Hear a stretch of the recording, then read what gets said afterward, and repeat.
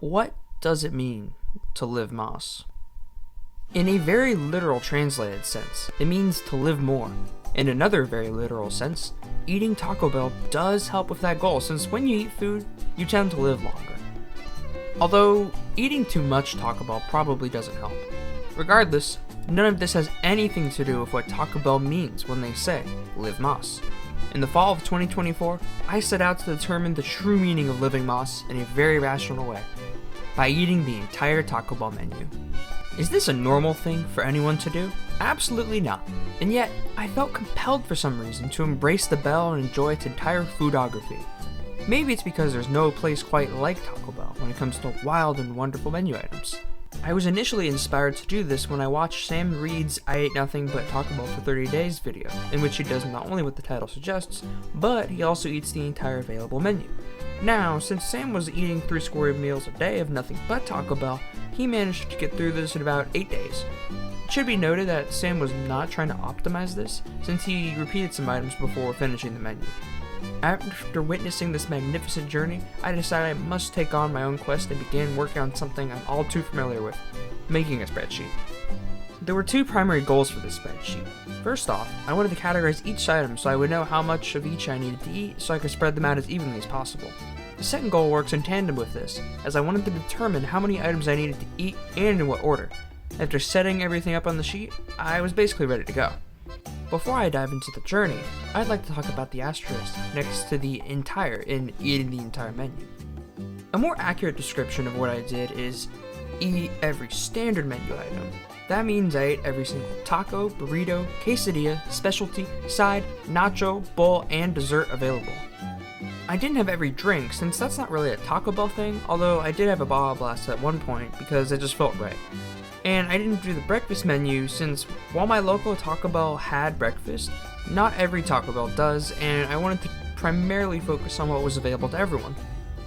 I also didn't explicitly review anything that is a limited time item, although I did end up eating plenty of them during the challenge.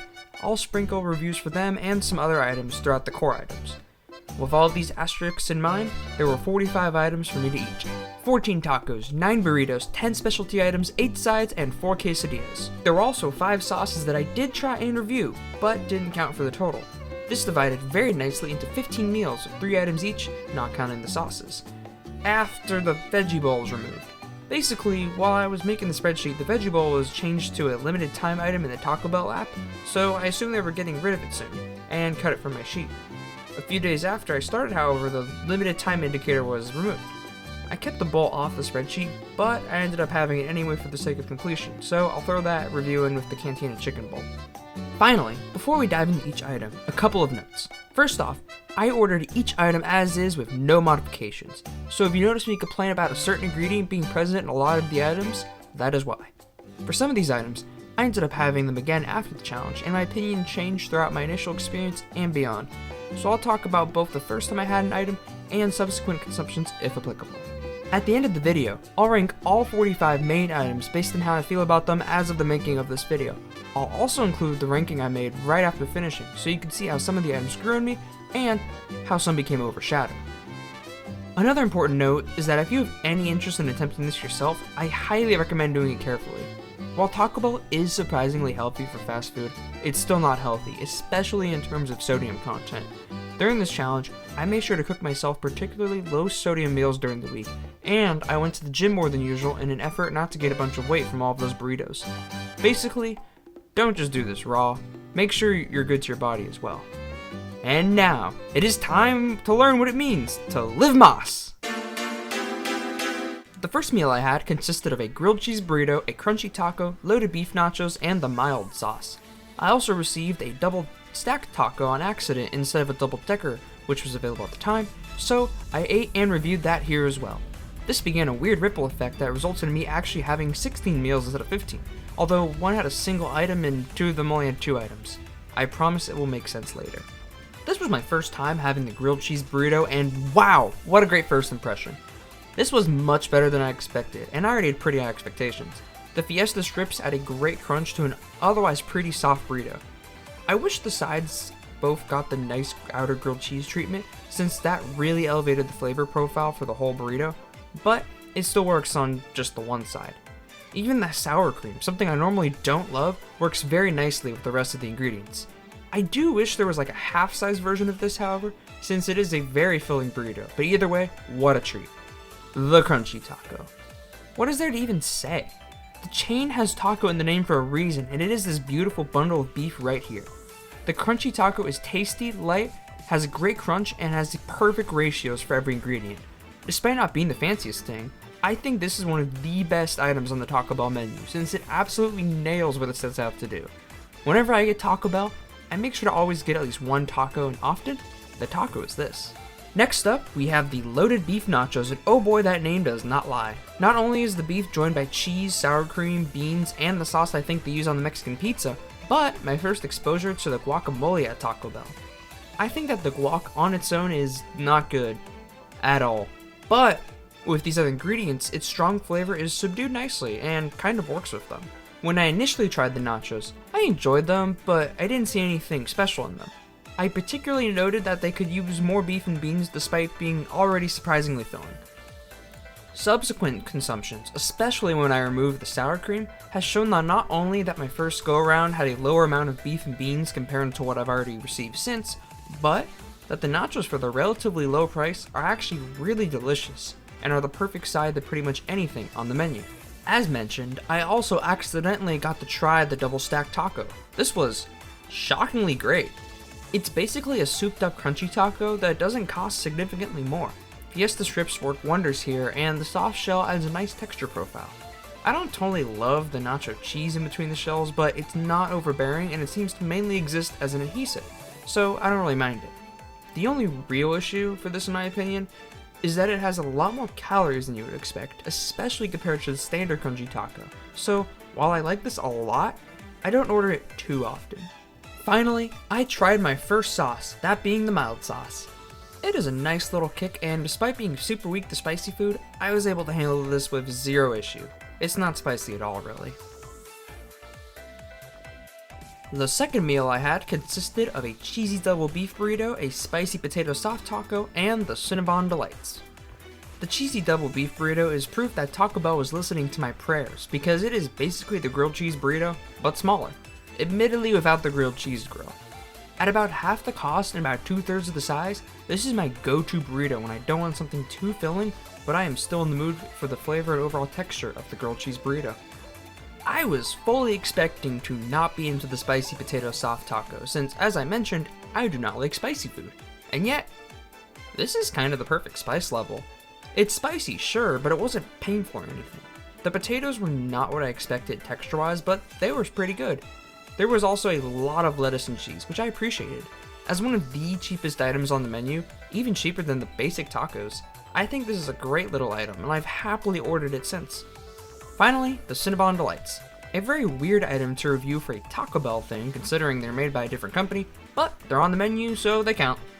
I just got the 2-pack, since getting a larger size as well would have been completely pointless. In terms of taste, really good. In terms of how many you get and how large they are for the price you pay, not so much.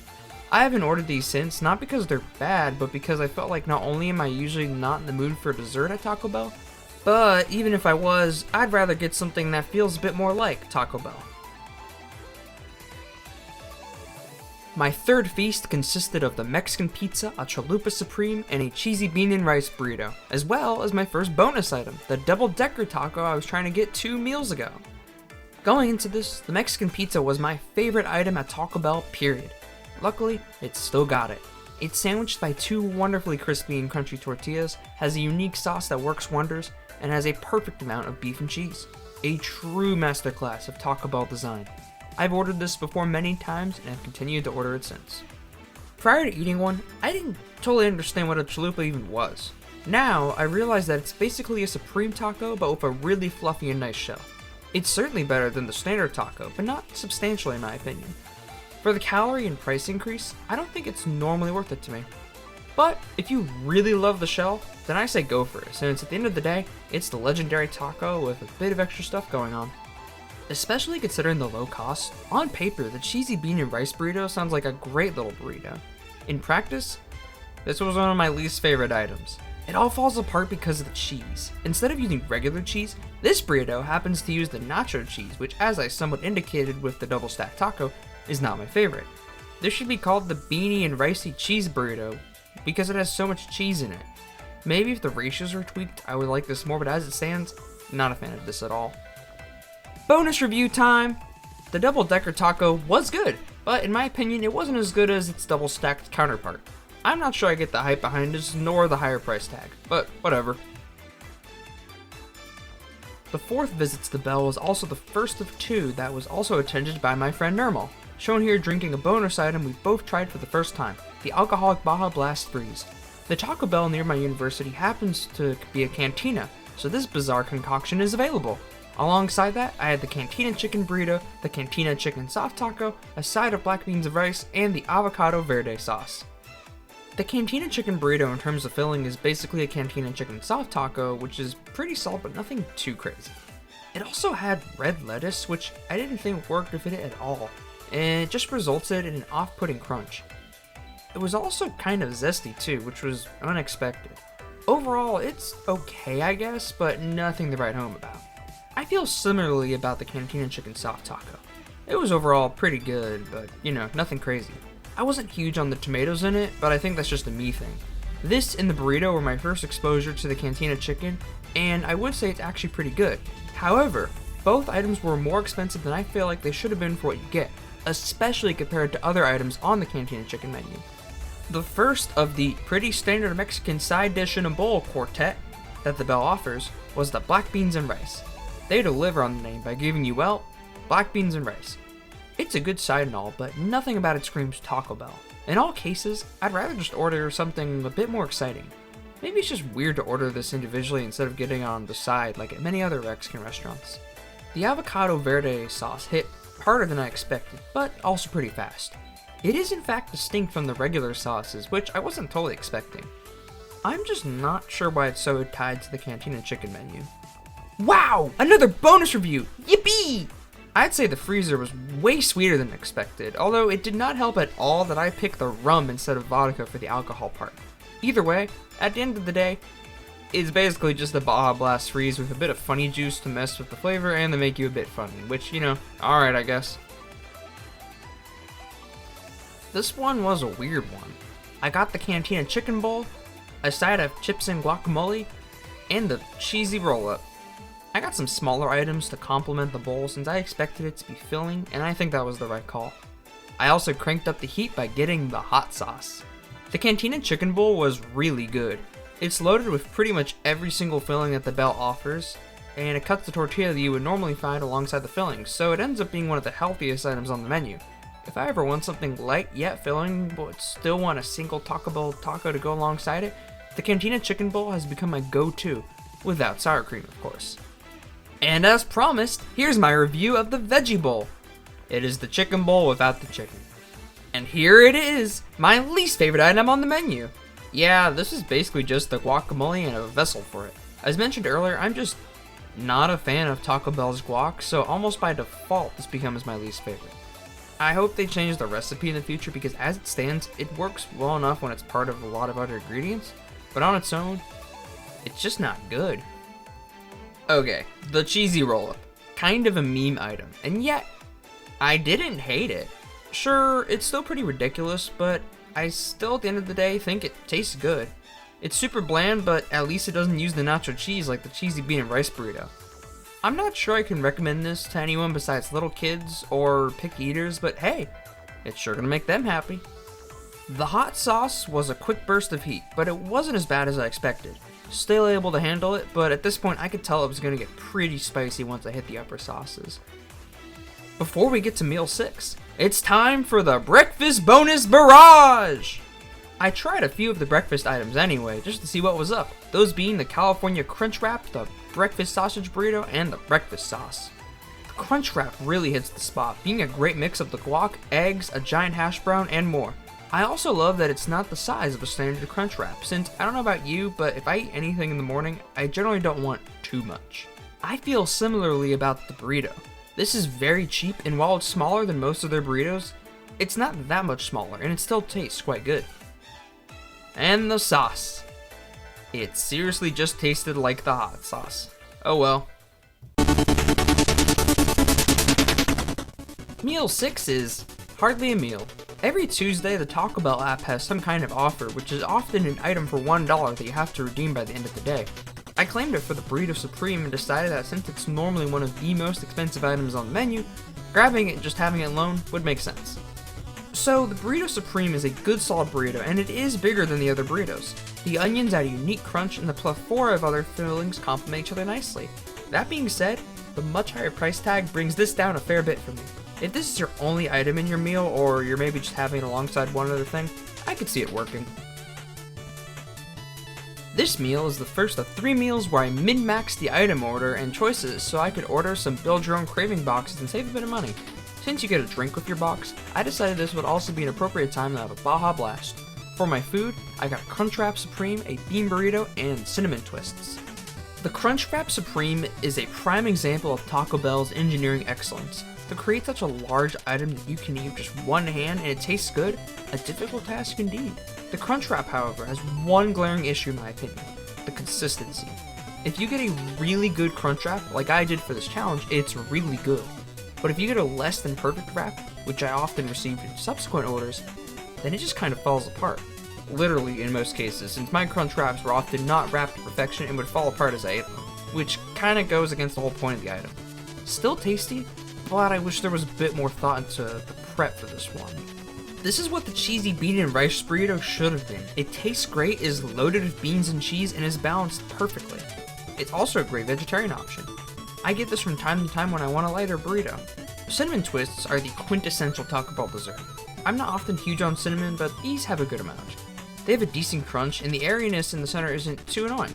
They're pretty solid and you get a lot of them, so if you want a dessert with your meal, barring limited time items, I recommend these. I'm not into soda, but I do enjoy Mountain Dew from time to time.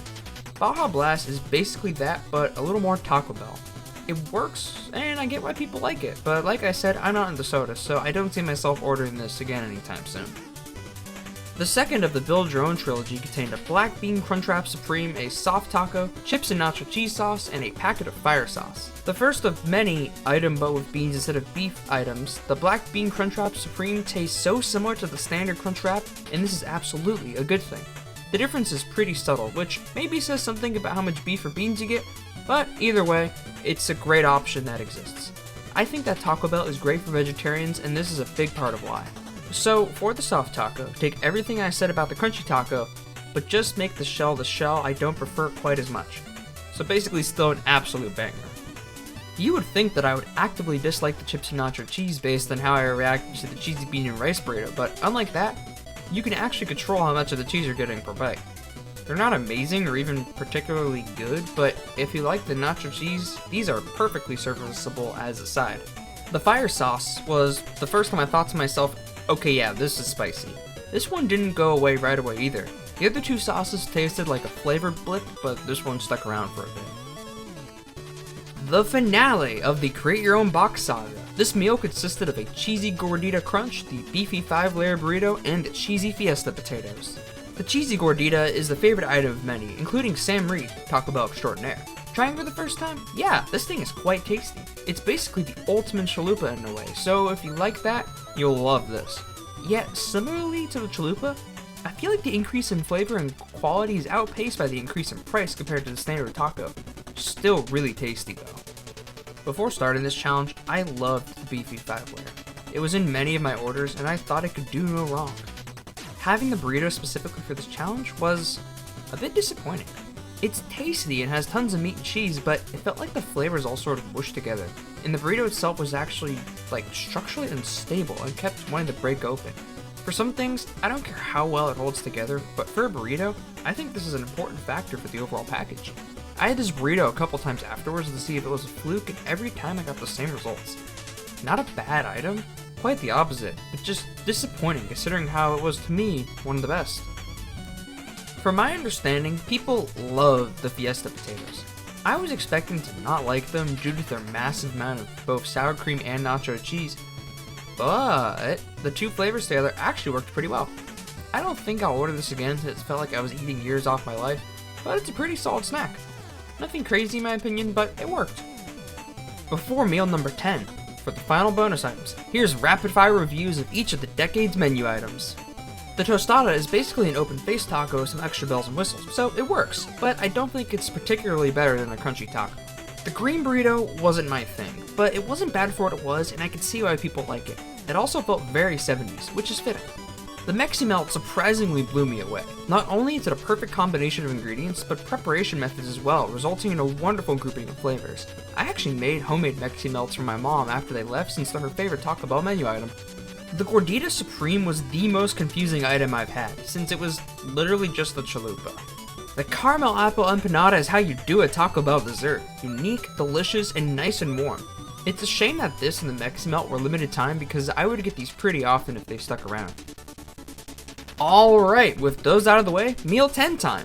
Only 2 items this time to account for that one-off burrito supreme earlier. We have the black bean chalupa supreme and a cheese quesadilla.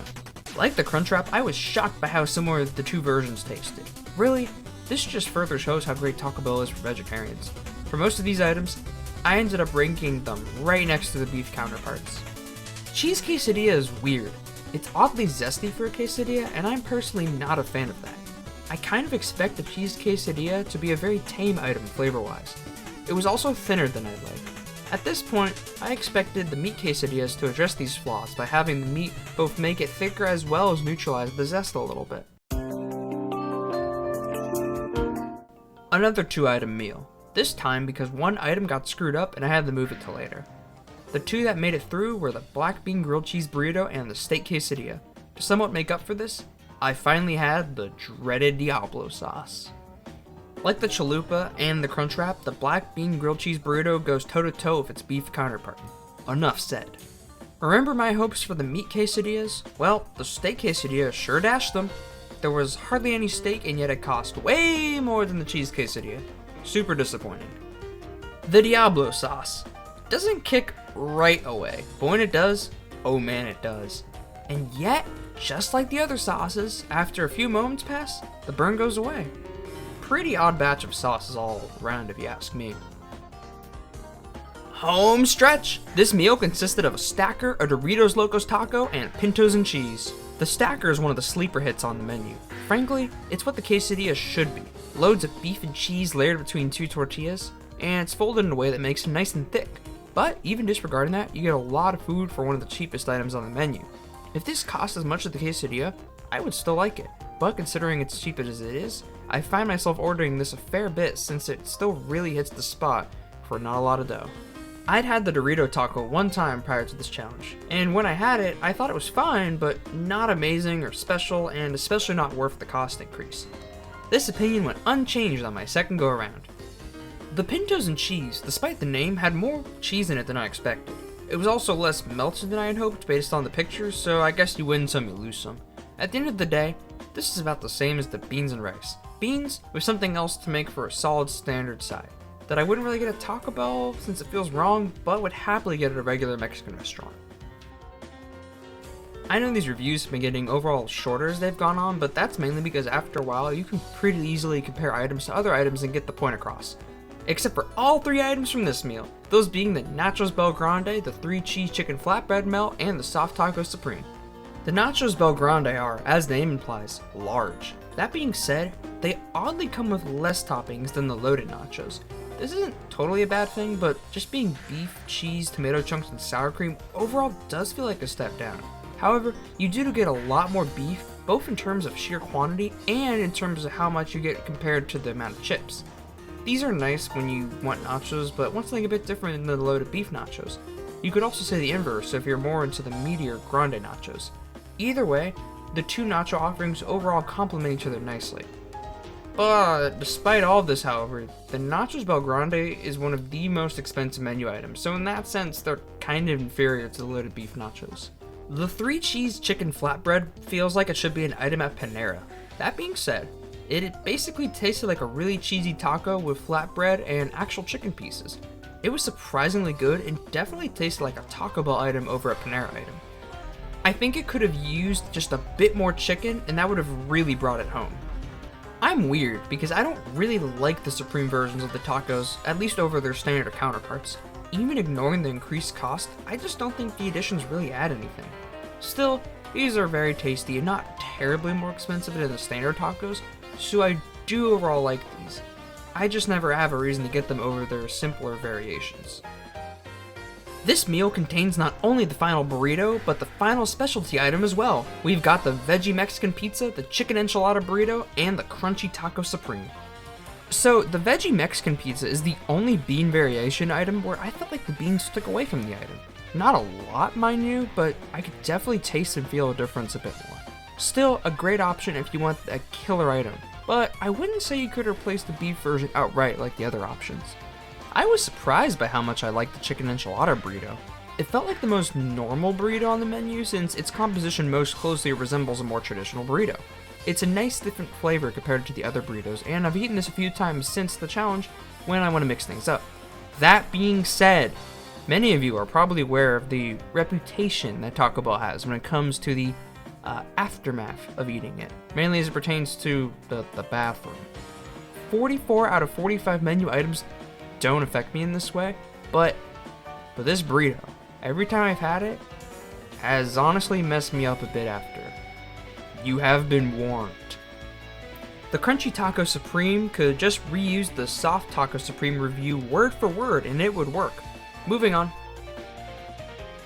Almost there. For this meal, we've got the chicken quesadilla, the Dorito Taco Supreme, and the Cantina Chicken Crispy Taco. After the first two quesadillas, I was not looking forward to this one. And yet, this tasted good. And it was thicker than the steak quesadilla. And it had more meat. And it was cheaper. I don't think I'll order this again since there's so many other items I'd rather get, but this was still good and partially redeems the quesadilla quartet. Wow! 2 pointless upgrades in one taco! The Cantina Chicken Crispy Taco perplexed me, since it seemed like it had a way larger crunchy shell than usual, loads of melted cheese, lots of chicken, and that is it. No lettuce or other toppings. It's super weird. And yet it works really well. Really hits the spot, and I do think it actually mostly justifies the entire cost compared to a standard taco, since it's unique while still being super tasty, and the large overall size helps. And here it is, the final meal and the final 3 items. Instead of listing them off here, I'm just going to let you discover what they were and how they tasted one by one. Also, Nirmal was here again. Anyways, let's start with the Dorito Cheesy Gordita Crunch. This is basically identical to the standard cheesy gordita in every single way, since as we've established, the Dorito shell just doesn't do much for me. Except weirdly enough, at least in my Taco Bell, this is actually cheaper. Not by a lot, but still, I thought the Doritos shell made items cost more. I even checked the other Taco Bells around me, and even when they had different overall prices, in every case, this was cheaper than the regular cheesy gordita. Super weird.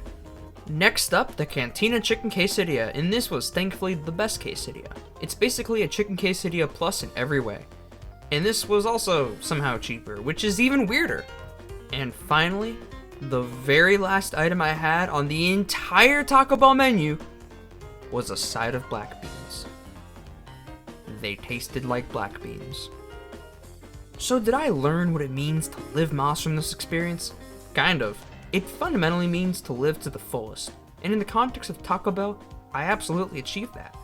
I love how weird and wild the items have been and are at the Bell, so getting to try them all out was a treat. Beyond that, I don't want to pretend like there's some deeper meaning to this, so here's the old tier list I made right after finishing, and here's the tier list I made after having more time with some of the items. If you disagree with anything, yeah, that's fair. It's 45 items, no way we were gonna agree on everything.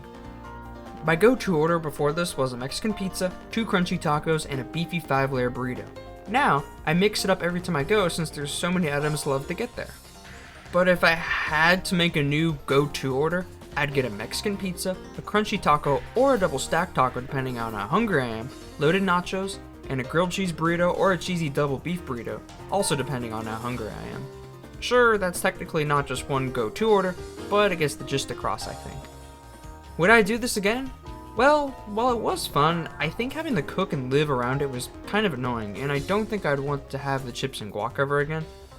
But it was still really fun, and I'm glad I did it the one time. I will leave you with the tweet that was a large inspiration for me during this entire experience. Maybe it will also inspire you to live Moss.